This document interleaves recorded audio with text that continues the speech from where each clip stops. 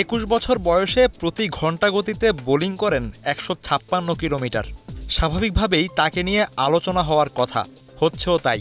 আইপিএলে 150 কিলোমিটারের বেশি গতিতে বোলিং করা মায়াঙ্ক যাদবকে নিয়ে ক্রিকেট বিশ্লেষক আর ভক্তদের উৎসাহের কমতি নেই। লখনৌ সুপার জায়ান্টসের হয়ে খেলা এই পেসার জাতীয় দলের জার্সি এখনও গায়ে জড়াননি, কিন্তু গতির ঝড় তোলায় ভারতীয় পেস ইউনিটে শীঘ্রই যুক্ত হতে পারেন তিনি, এমনটাই মনে করছেন ক্রিকেট বোদ্ধারা। দিল্লির হয়ে ঘরোয়া ক্রিকেট খেলা যাদব আইপিএলে খুব বেশি ম্যাচ খেলেননি, তবে 20 লাখ রুপির এই পেসার স্বল্প ম্যাচ খেললেও আলো ছড়িয়েছেন।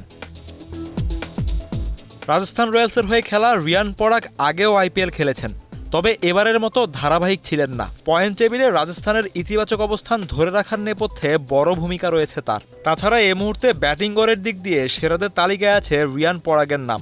রাজস্থানে প্রায় 4 কোটি রুপি পাওয়া আসামের এই ক্রিকেটার জাতীয় দলে ডাক পাননি, তবে এমন পারফরমেন্স ধরে রাখতে পারলে ভারতীয় নির্বাচকরা তাকে বিবেচনা করতে পারেন।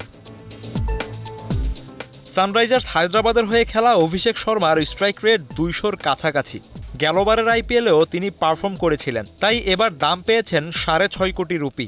বেশি মূল্য পাওয়া এই ক্রিকেটার নির্বাচকদের আস্থার প্রতিদান দিচ্ছেন। এবার 2টি ম্যাচে দলকে জেতাতে সামনে থেকে নেতৃত্ব দিয়েছেন। বোলিংয়ে আশানুরূপ না হলেও তার উইলোবাজিতে টিম ম্যানেজমেন্ট সন্তুষ্ট। পাঞ্জাব কিংসে ফিনিশারের ভূমিকায় খেলা আশুতোষ শর্মা ব্যাটিংয়ে আলো ছড়াচ্ছেন।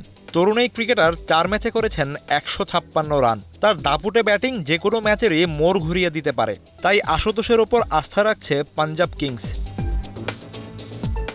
আশুতোষের সতীর্থ শশাঙ্ক সিং দলের নিয়মিত মুখ। আইপিএলের কয়েকটি ম্যাচে নিজের সামর্থ্যের জানান দিয়েছেন তিনি। গুজরাট টাইটান্সের বিপক্ষে 29 বলে তার 61 রানের ইনিংসটা ছিল নজরকাড়া।